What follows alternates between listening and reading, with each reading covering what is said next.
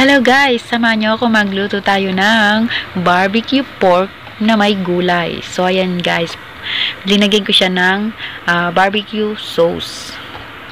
Ayan guys, ayan. Actually, in-overnight ko na siyang pinag-marinate. Pwede rin i-marinate yun ng 1 hour lang. Pero ito kasi, minarinate ko siya ng overnight. Kaya mas lalong masarap yung aking barbecue pork with vegetable. So, ayan guys. Wala na akong ibang ginamit niyan, ano. So, nagisa lang ako ng bawang at saka sibuyas. Ayan. Nagigisa ko lang yan guys. Tapos, lalagay ko na yung karning, minarinate natin. Ayan. So guys, huwag niyong kalilimutan, i-share ang aking video, thumbs up na rin. At pag tatakpan natin yan para medyo brown yung kulay niya. No? So, gusto natin lutong-luto. Ayan guys, medyo naluto na siya.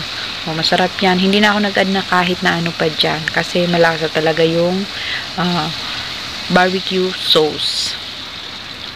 Pagkatapos niyan, ayan na nga, nilagay ko na yung green vegetable. So, ayan. Pwede rin ilagay nyo yung asparagus or garlic stem. Ako kasi sitaw ang aking ginamit at ang bataw.